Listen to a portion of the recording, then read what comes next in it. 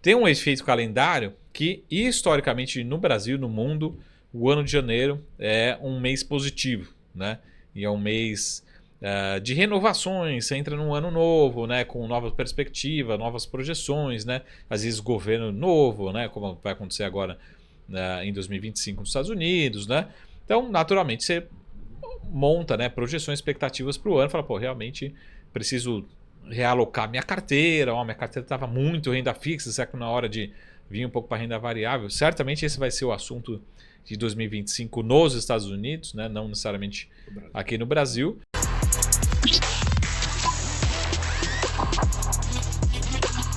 FTBs, tudo bem? Pô, o Prestígio tá aqui mais uma vez e hoje é o último do ano. Mas ano que vem tem mais e a gente tá preparando um puta ano de 2025 para vocês, pra gente poder ter tanto convidados como muita interação. Porém, ainda temos 2024 para trabalhar. E hoje eu recebo mais uma vez aqui o Marcos Saravalho, nosso professor. Marcão. Tudo ótimo, muito obrigado pelo convite. Sempre um prazer aqui estar desse lado aqui da bancada. E vamos falar um pouco dessa retrospectiva de 2024. Um ano que foi cheio de surpresas, né? Pelo menos para o que se esperava. E também olhar um pouco para esse 2025, o que a gente vai ter.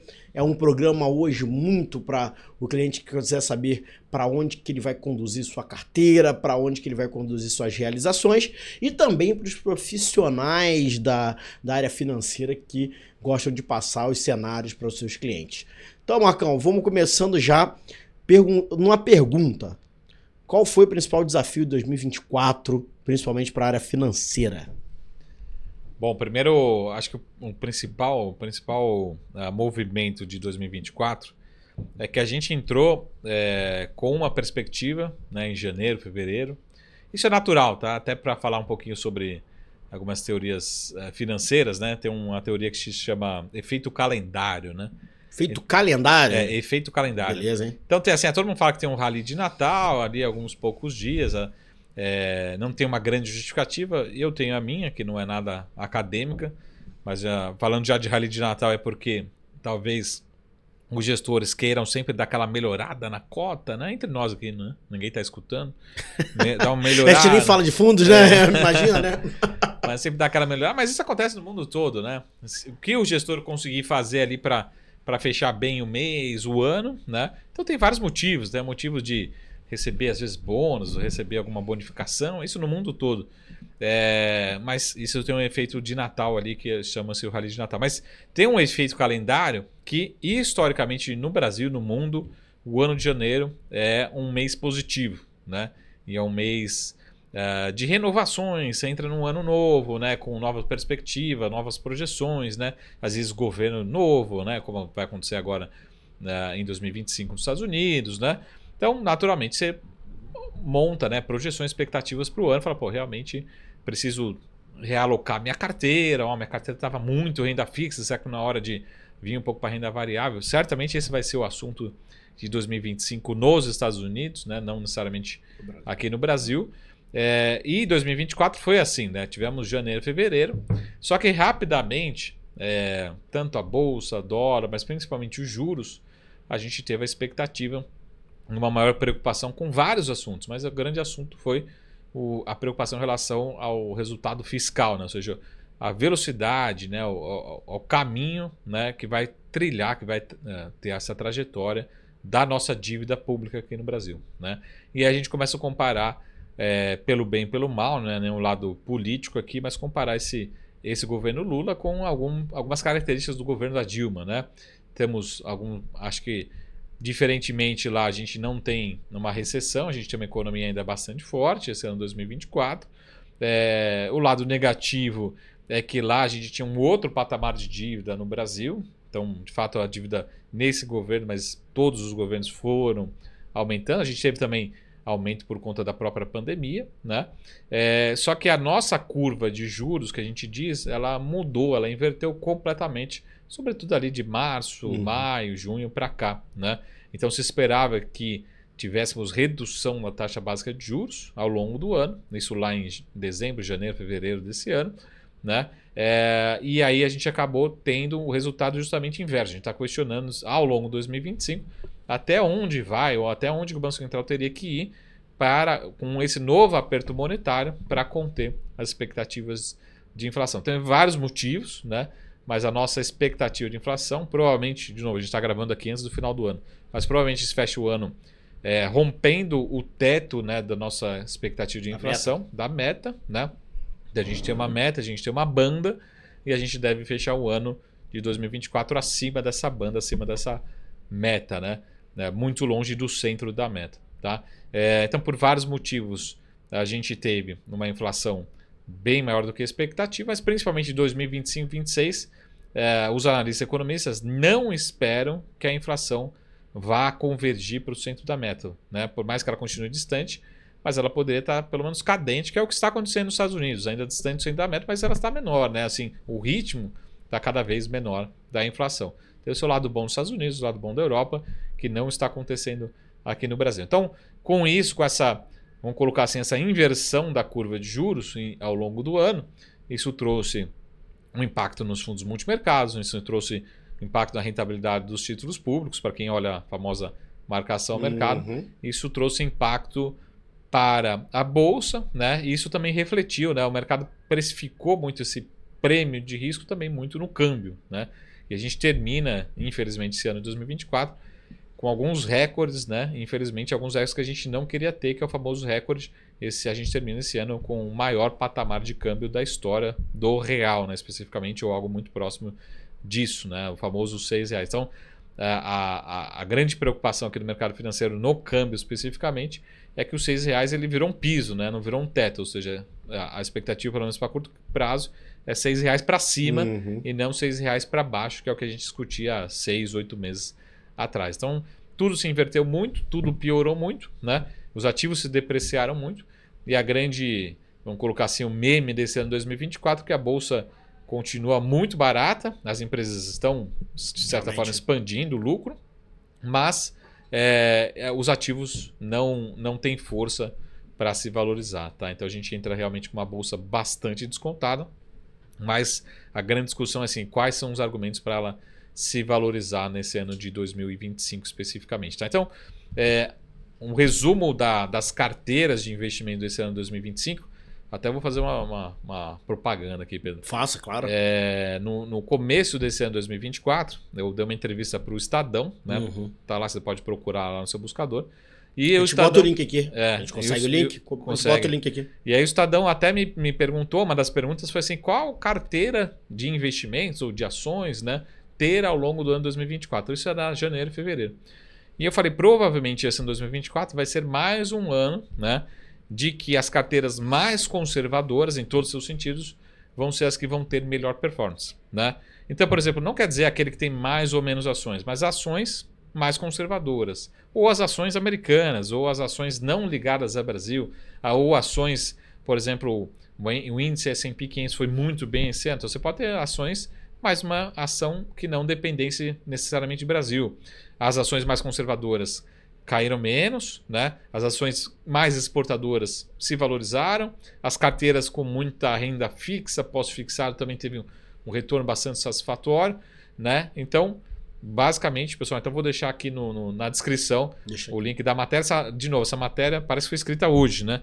Mas ela foi uma entrevista no começo desse ano 2024 e, infelizmente, esse é o nosso recado, que a gente em 2025 talvez com o mesmo tom. Né? Até o final a gente fala mais sobre isso, mas eu acho que vai nessa linha. Até o final. É até bom, a gente pode fazer um recorte, né? A gente vai pegar lá a matéria, faz um recorte. Então, tal dia 2024 foi falado isso que está acontecendo, né? E isso, Marcão, ele acaba indo, não sei se numa antítese ou como que a gente olha para alguns números, às vezes até de social, que podem parecer animadores, mas ao mesmo tempo o mercado acho que não tá olhando tão animador assim, como o exemplo, taxa de desemprego, uma das menores da história, né? O próprio PIB aí, não sei se surpreendeu ou não, algo nessa linha, mas parece que não convenceu muito, né?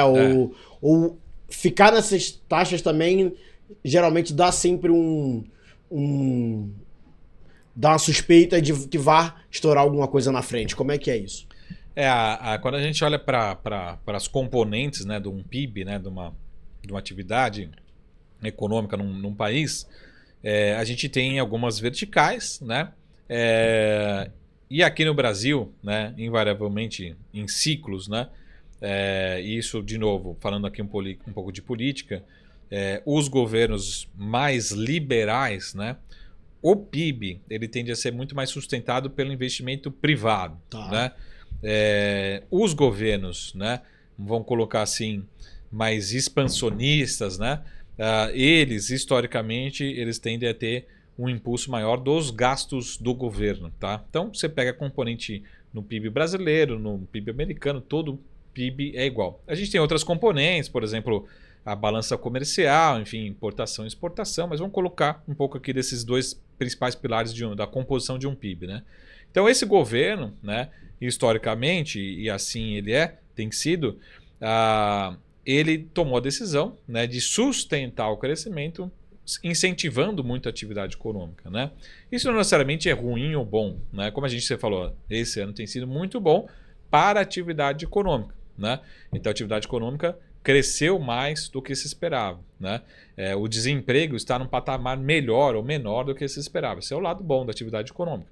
Mas, ao mesmo tempo, né, sustentando esse gasto econômico, olhando para a atividade, você também traduz isso. Se você não tem, né, o que a gente chama capacidade de oferta, isso acaba se traduzindo necessariamente em inflação. Né? Se a gente tem a mesma oferta com maior demanda, isso se ajusta no preço em algum momento. Então, o preço necessariamente vai subir em expectativa de inflação. Então, inflação, de novo, esse ano que foi a grande discussão, vai estourar a meta por vários motivos, né? Mas esse é um dos motivos bons, né? Então a inflação tem um motivo bom também. Por que a inflação lá nos Estados Unidos não caiu tanto ou tão forte? Porque também a atividade econômica lá continua forte, né? Aqui no Brasil é a mesma coisa. Então tem um lado bom, a atividade econômica continua bem forte e também sustentando, mas impactando negativamente a inflação.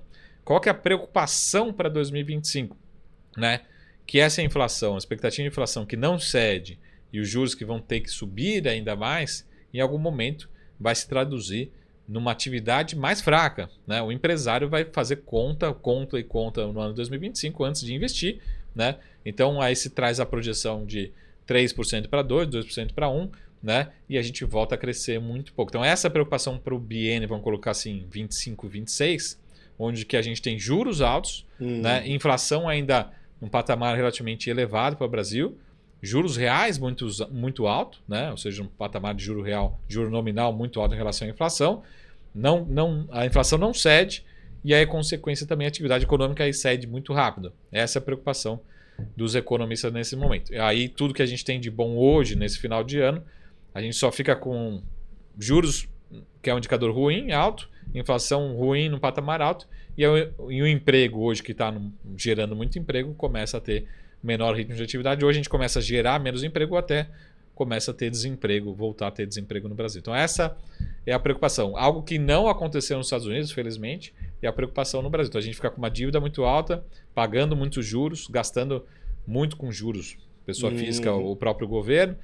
Inclusive saiu uma matéria hoje, em termos de PIB, ou seja, percentual de juros em relação ao PIB, o Brasil é o país que mais gasta hoje no mundo em relação quando a gente pega esse indicador. Quanto você gasta, o governo, o tesouro gasta de juros em relação ao PIB. Então a gente está crescendo o PIB, só que o nosso ritmo de endividamento e os juros está crescendo mais rápido. A gente pode dizer que a gente está se alavancando para crescer o PIB? Podemos dizer que assim, esse é o indicador, né? Assim, a gente justamente essa discussão, né? Todos os indicadores de alavancagem, até o ritmo, essa discussão um pouco do arcabouço fiscal, né? A gente precisa ter um ritmo, né? Limitar, que era um pouco o conceito, né, do limite de teto de gastos, né? Só que aqui a gente tem um limite que sempre a gente vai crescer num ritmo acima da inflação, né? Então, a gente sempre tem crescimento real. Ou seja, de fato, essa é a grande preocupação. Onde vai parar a nossa dívida? E a grande discussão nesse ano de 2024, no final desse ano, foi justamente isso. O governo, a princípio, até esse momento, apresentou uma sugestão, né, de comportamento dos seus gastos, só que a discussão não foi vamos reduzir, né, a nossa alavancagem, vamos reduzir nossos gastos. Não, A gente vai reduzir o ritmo de crescimento, né? Bom. Um pouco disso. Então, de vez de a gente passar de 80% para 85%, tá? Números fictícios da dívida nos próximos 5 anos, a gente passa para 82%, passa para 83%. Então, a discussão foi justamente essa. A gente não está se comprometendo a reduzir nosso nível de endividamento, mas reduzir o ritmo de crescimento. É um pouco dessa crítica que o mercado, os economistas tiveram na apresentação desse momento aí do famoso pacote fiscal. Pô, isso é bom que você falar, porque fica, né? E aí, jogo de narrativas, né? Fica isso na mente de por que se você está apresentando um pacote, né, não é aceito de uma forma interessante. Então, essa questão do... Está se comprometendo a crescer menos, Exato. Né? Para poder arrefecer um pouco o impacto da dívida, mas não tirar a dívida, né? Então, isso é... Porque isso também... Você vai levando para o mundo privado, vamos colocar assim, para as empresas, né? Tem empresas que são cobertas aí por você. O cara continua com juros altos para pagar, né? Para tomar, né?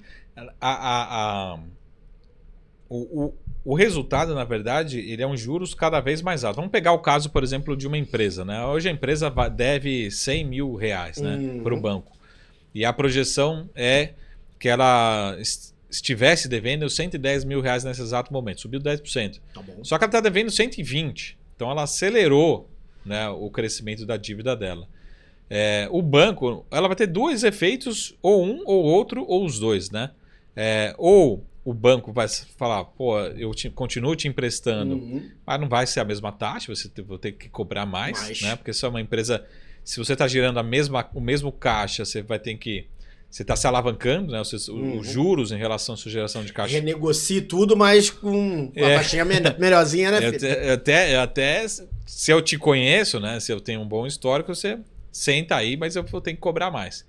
Ou esse efeito, ou o efeito de, você tem aqui 100 mil comigo de dívida, eu consigo te refinanciar, mas agora só vou conseguir te emprestar 50. 50 você vai ter que ir para outros bancos aí, se virar para procurar alguém que te empreste. Né? E aí provavelmente essa pessoa nova que está te conhecendo vai falar, pô, mas eu não consigo te cobrar porque eu garantias, não te conheço agora, enfim. Né? Então o Brasil está vivendo esse exato momento, né? Quem que refinancia? São os leilões do Tesouro, né? Todas as semanas.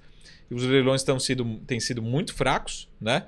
E cada vez com taxas maiores. Então, semana a semana, o custo da dívida do próprio Tesouro tem subido e a demanda está muito fraca. O efeito também é oferta e demanda. Então, você precisa refinanciar, rolar a dívida, mas você não está conseguindo. Então, você fala, tudo bem, não tem tomador aqui a 12%, mas tem alguém a 13%? Pô, 13% tem alguém. Aí na outra semana, fiz leilão semana passada a 13%. Pô, não, 13% já não tem mais ninguém. Mas e 13,5%? Não, 13% apareceu um cara. Então, o próprio investidor, que está financiando o governo, está exigindo cada vez mais taxa por conta dessa percepção. Então, e até para passar aqui uma preocupação pessoal, não existe risco de default, tá? Não caiam nessa leitura de que o Brasil não vai honrar com a sua dívida, tá? Diferentemente do passado, já outros países, o Brasil tem uma reserva internacional muito grande, não é seu risco. Só que se a gente pegar matematicamente, né, o risco, né, de inadimplência,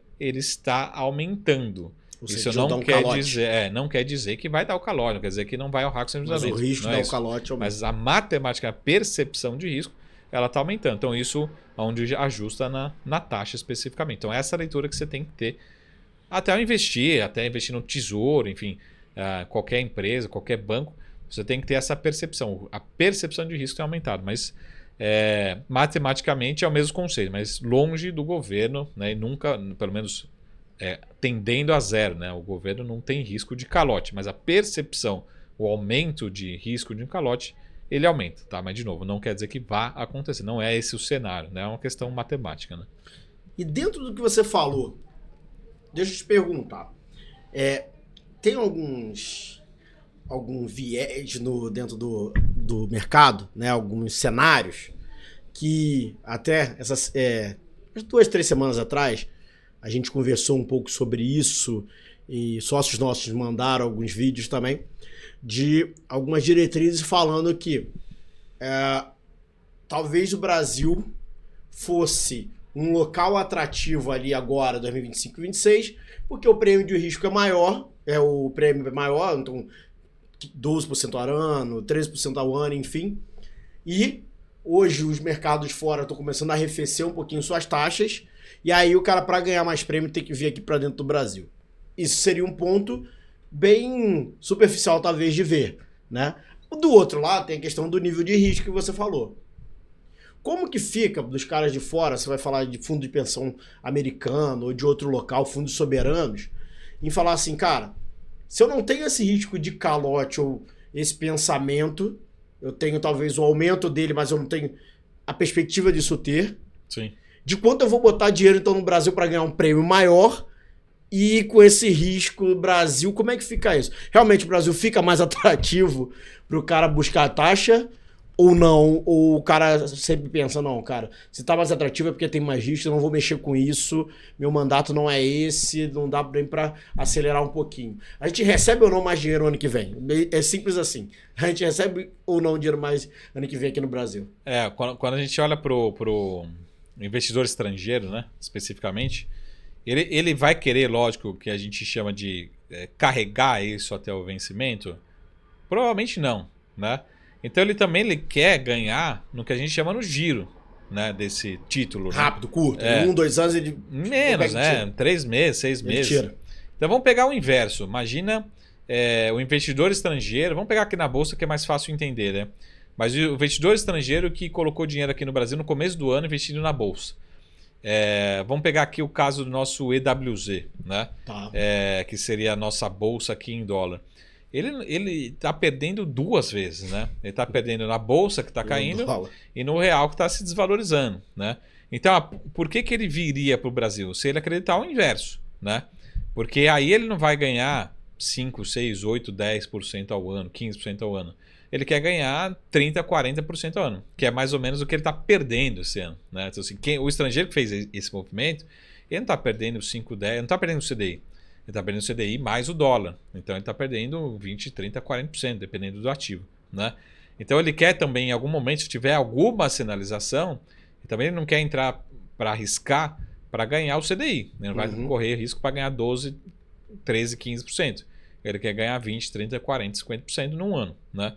Então se ele entender algum movimento que ele pode ter os ativos valorizando, né? O título público se valorizando, as taxas longas, né, fechando, né, e o câmbio se valorizando, é o cenário que ele está esperando. A princípio, no curto prazo, não tem nada que indique isso, né? O que eu, nesse final de ano, talvez sempre coloco alguma justificativa, talvez alguns fatores que não dependam de Brasil, né? Tá. Lembra que eu falei assim, PIB, tem um fator aqui que chama-se balança comercial, enfim.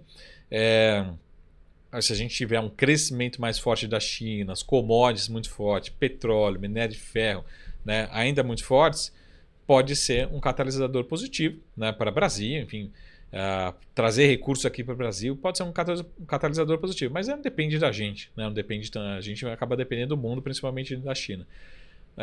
Então o investidor estrangeiro está aguardando um pouco desse movimento, e a grande discussão, né, o que poderia acontecer em 2025 para o investidor fazer esse movimento. Então os ativos estão descontados, né? Se a gente pegar hoje, nesse exato momento, a nossa moeda é a pior moeda entre as principais moedas.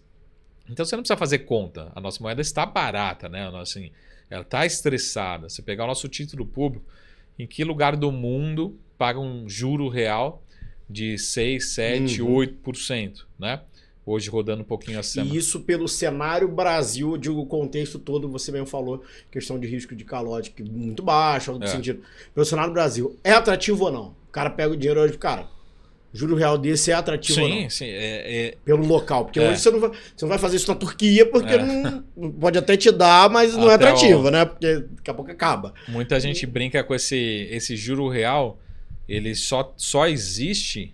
Talvez em países em alguns momentos de guerra, por exemplo. Perfeito. Países que estejam vivendo algum cenário de estresse muito forte, né?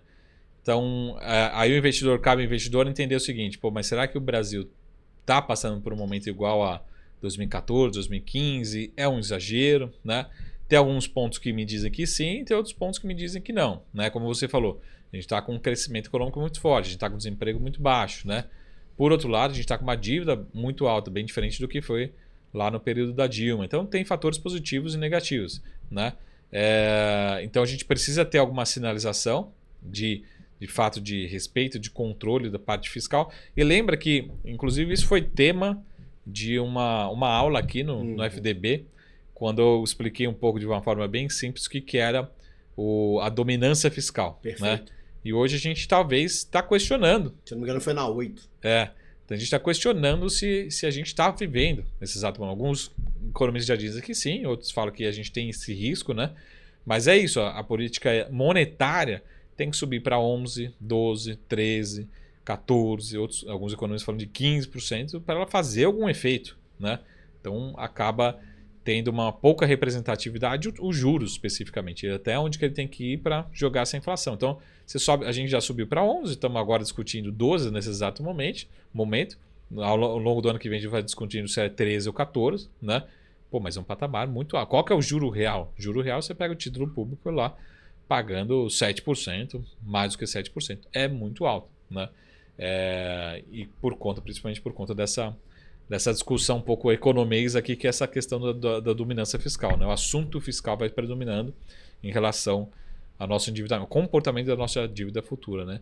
Aí uma das grandes críticas desse ano de 2024 foi lá no meio do ano, quando a agência Moody's, né, a agência de rating de risco, deu um upgrade para o Brasil, né? Sem condição nenhuma.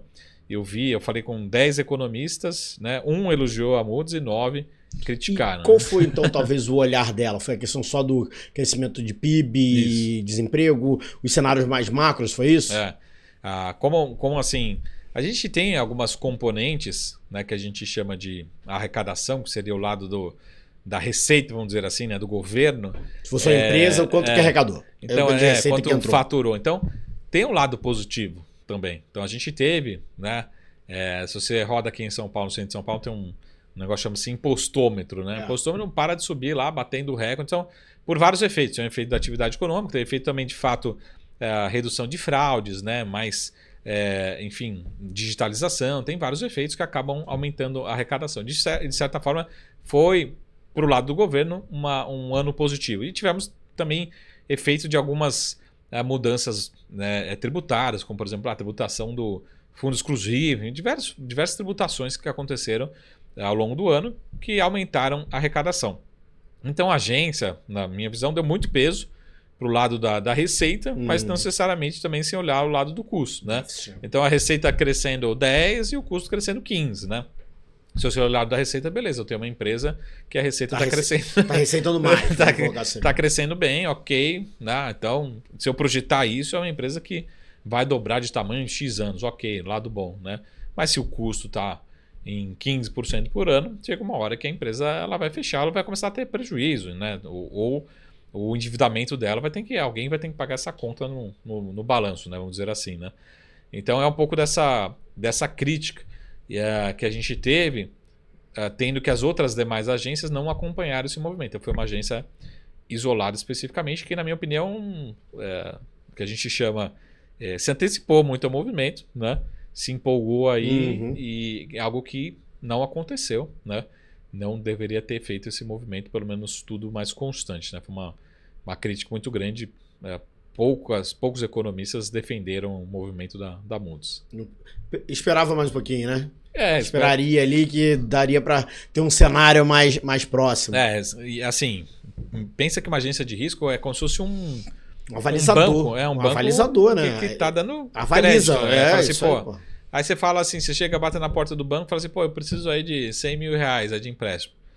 Daí você põe o custo lá, fala, vai sair, sei lá, 15% ao ano. Você fala, não, faz por 10.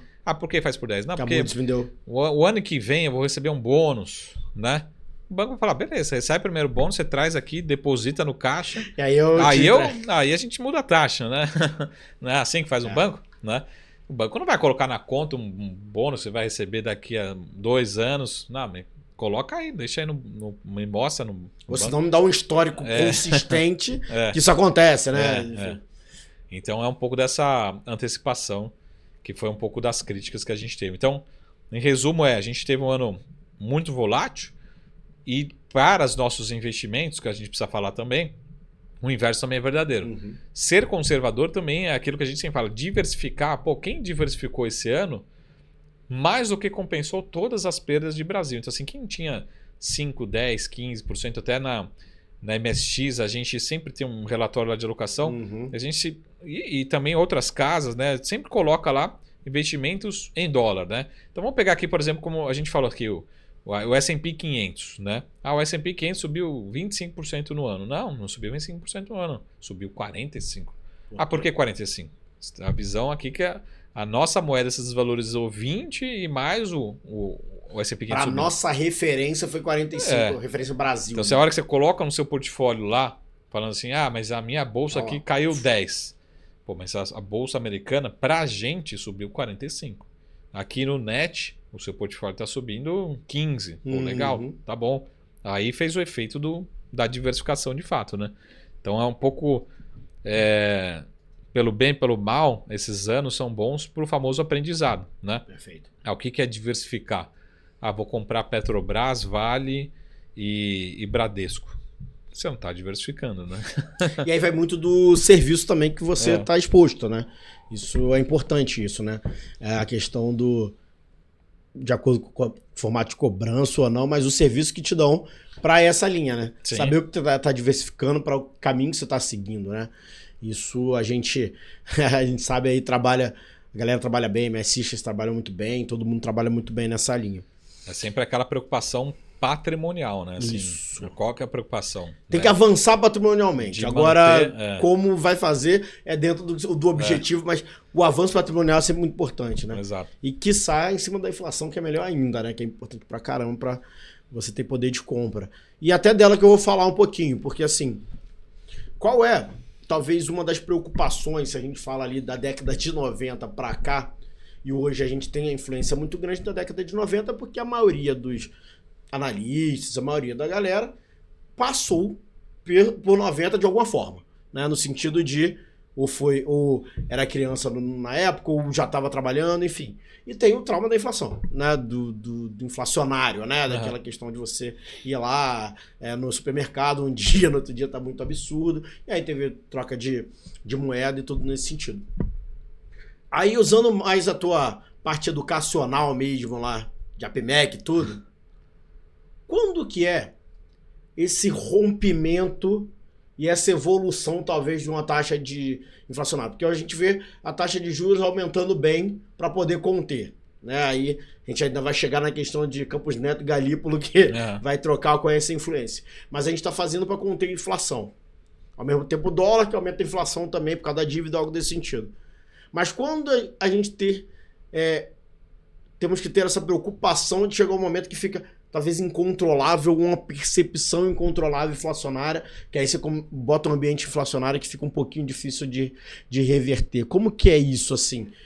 Tem a ver com a dívida? Como que é essa linha? Bom, a nossa inflação aqui tem vários índices, né, de inflação especificamente. Os mais conhecidos é o famoso IGP, GPM e o IPCA, que é a referência do Banco Central como meta de inflação, né? Os nossos IPCs aqui, eles têm muita influência do consumo, do padrão do consumo médio brasileiro, né? Então, cesta de alimento, né? Transporte, enfim, serviços. Então, tem um efeito muito grande do padrão do consumo do brasileiro. O IGP, né? Ele acaba sendo tendo algumas componentes ao produtor, né? Muito especificamente, e aí ao produtor especificamente tem um efeito cambial importante, né? Porque a gente brinca assim é que quando passa no IGP, né, e mais cedo ou mais tarde vai passar no IPC, né, no consumidor. Então chega primeiro no produtor, depois passa no consumidor. A gente conseguiu ver muito bem isso, né, lá na época da Dilma especificamente, um outro exemplo. A inflação chegou a bater lá seus 10%, enfim, nominal, bastante forte. Então hoje eu posso dizer que é o lado positivo, né, desse governo, ou do momento atual. A gente está com uma inflação alta para a nossa meta de inflação. A gente não está com a inflação descontrolada, né? Então é uma inflação descontrolada. Até quando você pega lá o título público, né?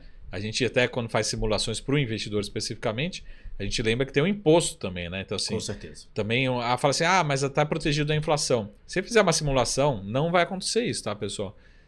Não me cobrem e não se assustem.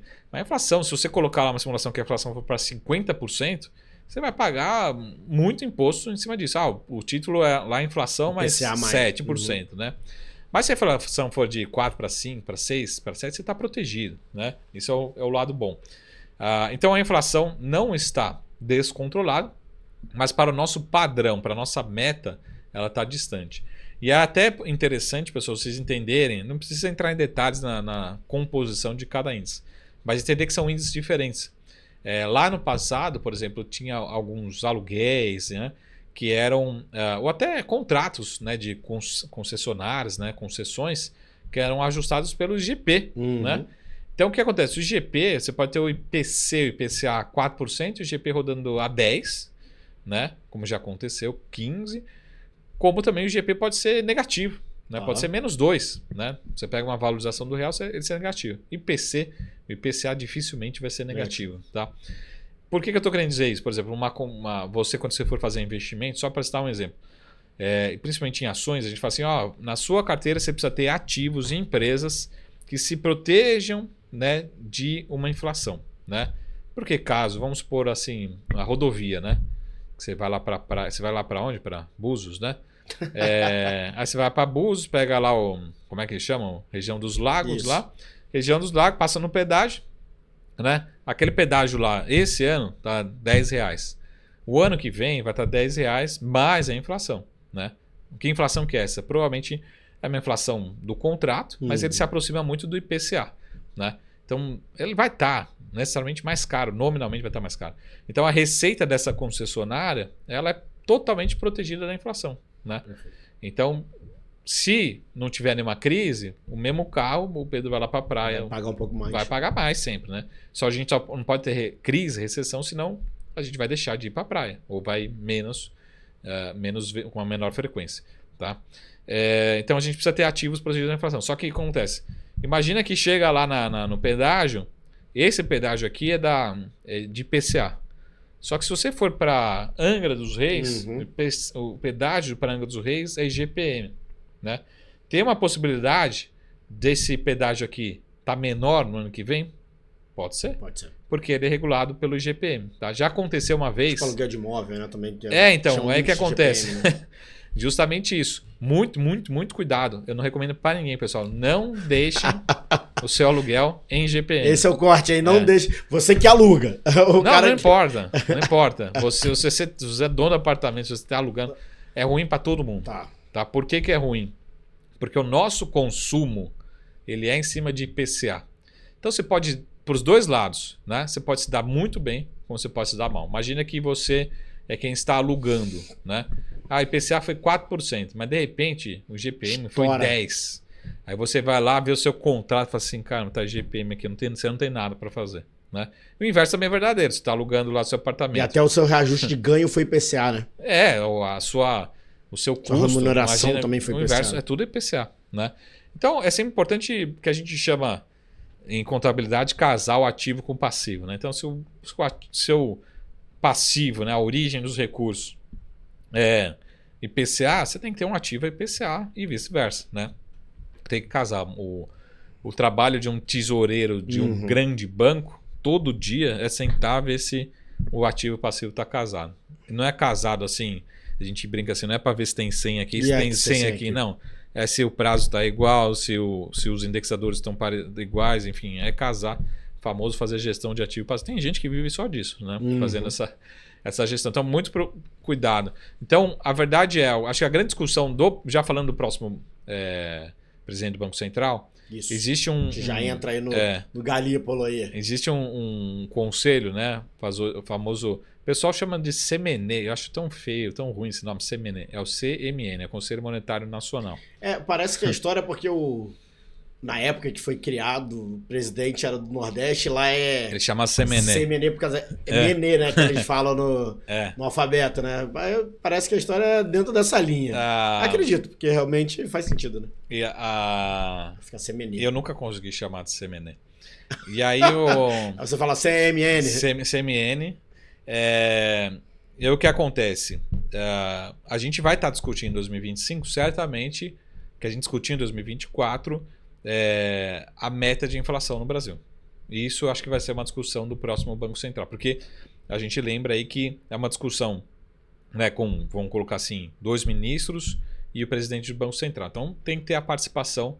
São só 3 pessoas, discutem lá, senta lá, resume, fala, vamos manter ou não. Né? De uma forma bem simplista aqui, né? Lógico. São 3 órgãos aí, né? Banco Central, Fazenda e Planejamento. Vão ter que discutir e falar assim, qual que vai ser a meta. Teve uma discussão nesse atual governo, né? Provavelmente a gente vai ter ano que vem. Sou favorável de manter a meta da meta de inflação, mas tem muitos economistas que defendem talvez algo mais flexível, uma banda mais larga, né? Porque entre nós, né, tem um lado bom e um lado ruim, tá?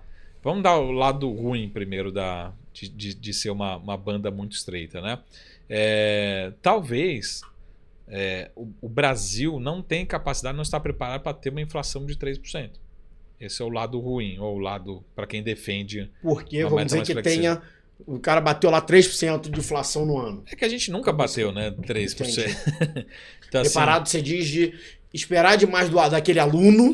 Vamos colocar que você sabe que ele ainda não vai chegar, que ele não tem. Ou a gente vai ter que a meta está muito esticada mesmo. Ou sempre a gente vai ter que ter uma política monetária contracionista. Sempre tem que ter juros de 12%, 13%, 14% ou 6% real. Para segurar muito. Para segurar muito, para ir buscar muito a meta. Então, quem defende um pouco ter uma discussão em relação a esse tema, fala muito disso. Eu sou contrário, né? Eu falo assim, pô, se o aluno, a nota é 6, a média é 6, o aluno vai estudar para tirar 6,5, 7, né? Talvez o Brasil nunca estude para tirar 10, 9, mas pô, se tirar 6,5 ele se esforça, né? Só que o Brasil é sempre aquele Brasil ali que a média é 6, né? Tira seus 5,5, né? Dá um jeito de pedir eu vou lá, professor, pô, precisamos conversar aí, né? Bater um papo. O Brasil é assim. Então, se você já joga a média, sai de 6 para 5, o Brasil não vai, já estuda para 5,5, para ficar ali discutindo. Não vai você joga para 5, fazendo 6, né? vai discutir, vai estudar para tirar 4,5, né? Sim. Essa é a minha preocupação, né? Se a gente flexibilizar muito, enfim, é um debate interessante, acadêmico e técnico ao mesmo tempo. Esse ano a gente teve ali, de certa forma, algumas alterações, mas mantemos a meta de central da meta de inflação em 3%. Mas aí, só para o último detalhe, você falou da questão você deixa a banda muito estreita, a gente nunca chega. Mas mesmo... Aí é essa questão você perder talvez o valor na meta, né? No sentido... ainda se é muito respeitada a banda. Assim, no sentido de olhar para ela e chegar até ela. Sim. Até quando isso vai também, né? Sim. Se nunca chegar também, de certa forma, você pode não abrir a banda, mas tem gente que fala, cara, esquece esse negócio. Como que é essa linha? O que faz uma pressão para eu ficar ali? É só o Banco Central que fala, não, eu tenho que ficar? Ou tem mais coisa que falar? Você se comprometeu com isso, tem que ir em cima disso. Se você vê uma Moody's aumentando... E ao mesmo tempo você não tem esse controle de inflação. Até tem a gente brinca, né? É que o Banco Central, ele tem, de uma forma bem simples, tá? Para explicar para todo mundo. O Banco Central, ele tem o foco no centro da meta, centro, né? E tem a banda para cima e para baixo. Mas ele não pode, né, por vários anos seguidos, romper, ou seja, ficar de fora das bandas, né, do centro da meta, né? A banda da meta, especificamente. Então, assim, ele pode ser questionado pelo Congresso, ele pode... Um caso extremo, né? Mas ele pode ser questionado em relação à própria presidência, diretoria. Né? A gente brinca aqui de uma forma simplista, assim, tem que ir lá ter a cartinha no final do ano, lá justificando para o Congresso por que você ficou fora da meta. Né?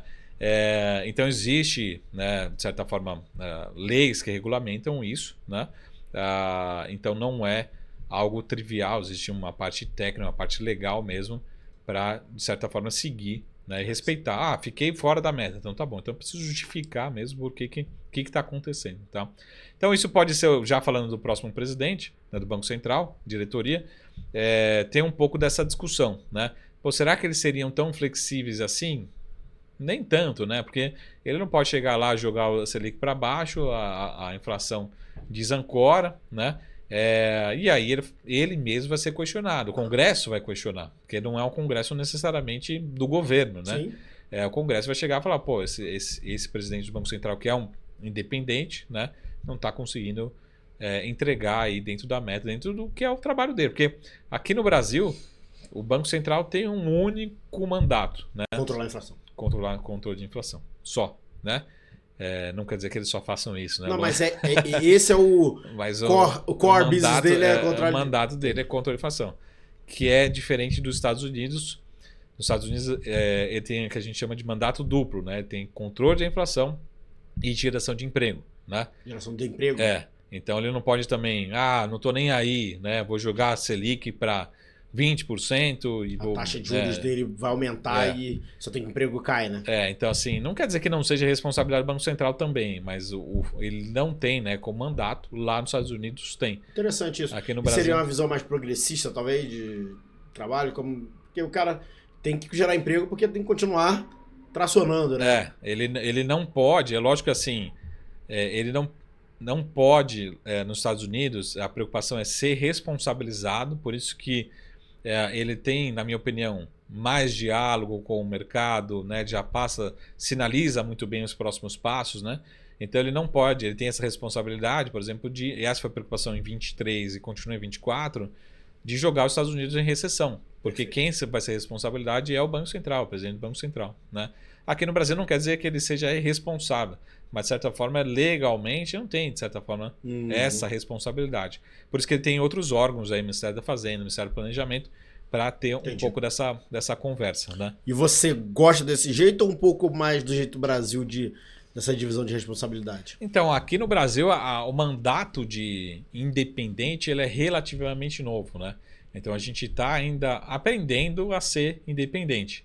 E é um pouco dessa discussão que a gente vai ter a partir do ano que vem, né? Será que o presidente do Banco Central é realmente independente? Tem alguma influência política, né? É um órgão do governo ou desse governo, digo assim, do governo que está em atividade ou não? Qual que é a sua influência? Então a gente tem, de certa forma, um aprendizado, né, para realizar. Acho que a gente poderia assumir um pouco talvez um pouco de responsabilidade. Mas quando a gente fala lá nos Estados Unidos, aqui no Brasil a gente tem um período de estabilidade financeira, econômica muito pequeno. Né? Lá não, eles conseguem fazer estudo para saber se realmente de fato foi produtivo ou foi válido o Banco Central ter esse mandato duplo. Aqui a gente não consegue nem responder em relação à inflação. Né? Imagina assumir mais responsabilidade para o Banco Central. Né? Então acho que a gente precisa de um banco de dados maior. Primeiro, faz um histórico maior. Exato. Né? Talvez você vê que esse seria o primeiro teste mais forte do Banco Central Independente. Vai ser esse agora? Acho que talvez. Mais do que Campos Neto? O Campos Neto é interessante porque, de fato, né, a gente parece que não, mas sempre tem uma questão política. Né? Foi indicado por esse presidente atual. Então, o bacana assim, que ele não tem um casamento. Né? Então, ele acaba se descasando um período ali. Né? Mas acho que a gente vai ter agora, principalmente, entender se esse Banco Central independente, ele vai continuar independente, com certeza, mas se ele tem alguma influência política ou não. Né? Na prova, assim, de... Em nenhum momento, ou talvez em poucos momentos, a gente teve esse questionamento aqui durante o Campos Neto. Tem gente que defende, tem gente que critica, né, o trabalho dele, mas acho que não no ponto de, realmente será que ele é independente? Será que ele sofreu pressão política? Debate muito, muito pequeno, em alguns raríssimos momentos, né? Provavelmente em 2025 a gente vai ver isso, né? Não que tenha, mas com certeza o questionamento, né? Se não pela independência, mas pela influência política. Possível, né? Influência política. Vamos deixar assim, né? Deixar em aberto, porque a gente está afirmando que vai ter, né? E aí já ficando, a gente já foi para lá, então já ficando 2025, né? Que aí é o... Você falou até de biênio, né? 2025 e 2026, né? Já falou ali de um pouco dos desafios, né? Esse é dos, talvez, né? A gente olhar para a inflação mais vezes. E quais mais a gente começa a olhar e falar, cara, provavelmente diversificação vai vir, né? Que a gente tem que diversificar nossas carteiras, algo desse sentido. Mas qual mais, assim, até para crescimento, para manter também um ritmo também interessante de crescimento e ser atrativo, o Brasil vai ter ali para 2025 e 2026? Acho que a gente tem algumas possibilidades aí. Mas eu continuo muito, muito animado em setores, né, economia. Acho que 2 principais setores, né?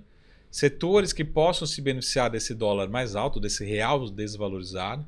Então, a gente pegar aqui não só as commodities, né, tradicionais, que a gente chama de soft commodities, mas, por exemplo, os grandes vencedores na bolsa em termos de valorização esse ano foram as proteínas. Né? Proteínas, grande parte delas são dolarizadas, são exportadas, são consumidas fora do Brasil.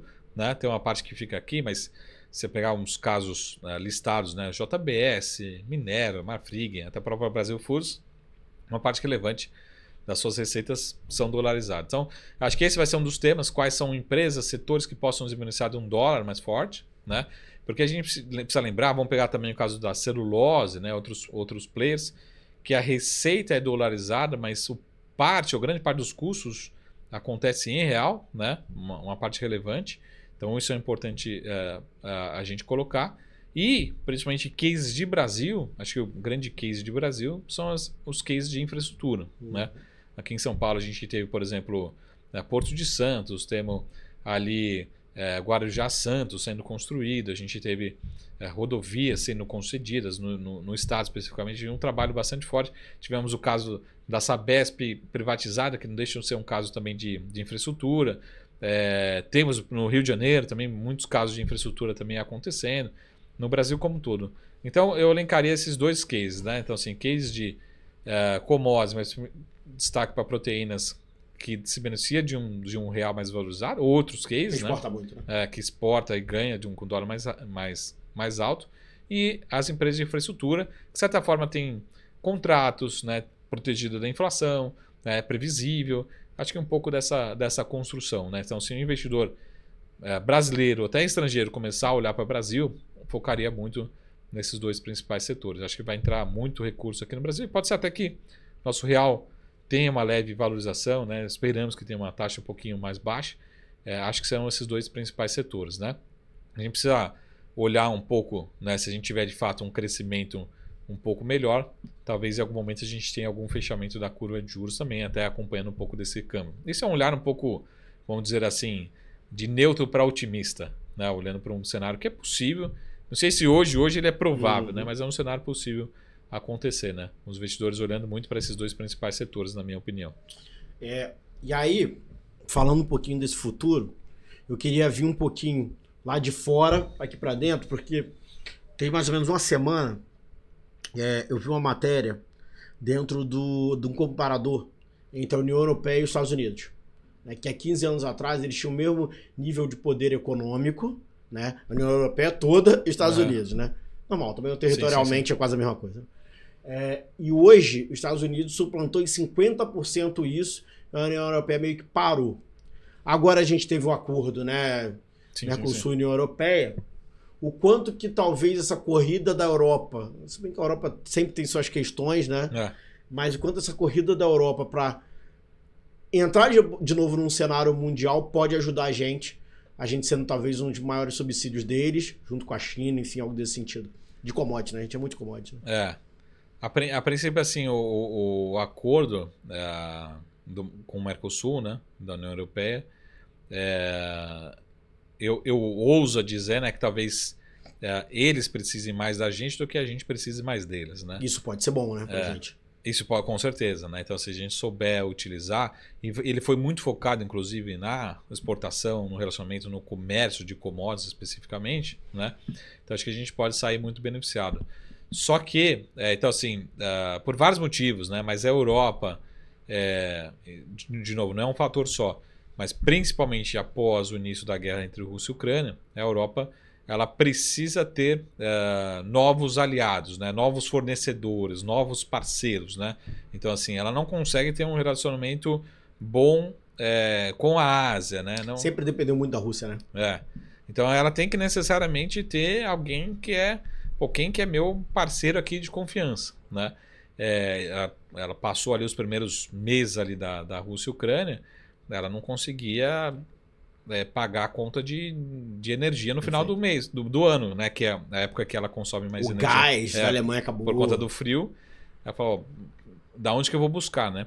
Então imagina se acontece isso com a soja, com o milho, com a proteína, né? Então ela precisa ter um parceiro que consiga repor tudo isso, né? Então eu sou bastante animado, mas eu vejo, como você falou, a Europa é uma região que não cresce ou cresce muito pouco, né? Isso por muito tempo e vai continuar muito tempo assim, né? Essa é a preocupação em relação à Europa especificamente. Então a Europa praticamente geopoliticamente ela ficou isolada, lógico que tem relacionamento com outras regiões, mas muito enfraquecida com a Ásia, né? Estados Unidos também cada vez mais distante especificamente. Teve um desgaste aí bem infantil, né? Agora no final do ano com o Brasil, né? Mas foi um caso isolado da França com o Brasil. E agora ela precisa de fato de onde que ela vai ter talvez a sustentação de fornecimento e também do próprio, talvez, do crescimento dela nos próximos 10, 20 anos. E ela viu talvez no Mercosul, principalmente no Brasil, uma possibilidade. Vou dar um exemplo que não necessariamente envolve o acordo, mas só para citar um exemplo, né? Como a gente falou assim, da onde que vai vir a energia da Europa nos próximos 20 anos, né? Ela não quer ter relacionamento com a Rússia ou com outros países da Ásia, né? Aqui no Brasil a gente tem muito sol, a gente tem muito vento, a gente tem, enfim, fontes de energia renovável, né? Então eles precisam também começar a respeitar, né, muito a região agora, se aproximar mais, né? Parar dessas frases soltas aí, que enfim foi superado rapidamente, mas que acabam às vezes desgastando, né? A gente viu esse caso do Carrefour. E de certa forma investir, né? Se eles querem de certa forma nós sermos os fornecedores deles com confiança, com qualidade, né? Com estabilidade, com previsibilidade, também precisam investir bastante aqui, né? Então eu vejo com bons olhos, acho que é um ganha-ganha positivo e o Brasil precisa saber aproveitar, mas não é algo talvez para 2025 a gente vai sentir já a mudança de patamar, né? Mas com certeza é uma notícia muito boa para os dois lados, né? Mas o grande desafio lá é o crescimento, né? E o crescimento passa por algum momento também de energia e assim a gente pode ser um fornecedor de diversas formas, né? Acho que uma fonte simples que ainda é muito nova, mas por exemplo que está começando a ser mais debatida é o hidrogênio verde, né? Aqui no Brasil a gente consegue fazer, na Europa não consegue, nenhum lugar, poucos lugares do mundo a gente consegue fazer o hidrogênio verde, né? E agora só de investimento para ganhar escala, né? E já estão de olho nisso, né? Eterno país da promessa. Vamos deixar um recado, né? Está aí, como a gente falou, encerrando o Fundo Baú 2024, 2025, a gente volta com muitas novidades, mas vamos deixar um recado, né, para 2025 e 2026 já olhando já essa linha, tanto para os investidores, para os profissionais que estão que trabalham financeiramente, que a gente sabe que é um desafio, né? Sim, como começou esse ano, um ano de outras expectativas, aí o ano vai te derrubando um pouco, depois ele volta um pouquinho, depois derruba de novo. Como que olhar isso aí e as nossas empresas também, tanto Bolsa de Valores, como que olhar isso para 2025? O recado é assim, se a gente olhar para o que a gente chama para as taxas, né, nesse exato momento, elas estão muito atrativas, estão muito altas, né? E produtos não faltam para a gente alocar, desde aqueles mais conservadores até investimentos alternativos que possam ter alguma relação com a taxa Selic ou com a taxa de juros pré-fixada, enfim, as taxas estão muito elevadas, né? Os investimentos de risco, né? Eles não estão atrativos nesse momento em termos de demanda, ou seja, a alocação está cada vez menor. Ao mesmo tempo, eles estão muito, muito descontados, né? Olhando para um horizonte de curto prazo, talvez não faça sentido. Talvez olhando para um horizonte de longo prazo, agora estão os melhores preços, né? Ao mesmo tempo, o ano de 2025 vai continuar demandando, né, previsibilidade e diversificação aí nas carteiras portfólio, né? Então, procurar 2 pontos. Primeiro, diversificar geograficamente, né, e também em moedas. Continua o mesmo recado. Acho que cada vez mais a gente precisa fazer esse movimento.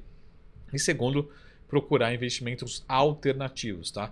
Alternativos vai desde criptomoedas até precatórios, enfim, temos até outras alocações, real estate nos Estados Unidos, temos diversas alternativas, tá? Mas a gente precisa ter cada vez mais um ativo, uma carteira bem diversificada. Aproveitem essas taxas, né? Consultem, verdade, falem com seus consultores, seus assessores, entrem em contato, né? Espera finalzinho de ano, mas já marca aí 2, 3 de janeiro com o seu assessor para você montar uma carteira, aproveitar essas taxas, né? Lógico, né? Se a gente tiver tudo certo, tudo correto, se a gente caminhar bem, essas taxas vão fechar um pouquinho, né? E a gente está, na minha opinião, passando por exageros. A gente precisa aproveitar um pouco desse momento que a gente está vivendo. Mas é importante ter essa diversificação. Esse ano 2024 fez sentido, né? 2025 também vai fazer sentido. É importante a gente ter sempre essa alocação bem diversificada, né? Que acho que ninguém esperava que a gente ia fechar o ano em 2024 com o dólar rodando a R$6 ou até acima de R$6, né? E ninguém avisou. Falou assim, pô, mas você devia ter me avisado que ia estar R$6, né? Então só a diversificação. A gente fala assim, pô, como é que você consegue fazer isso? Com diversificação, né? Não tem outro Você consegue avisar assim, né?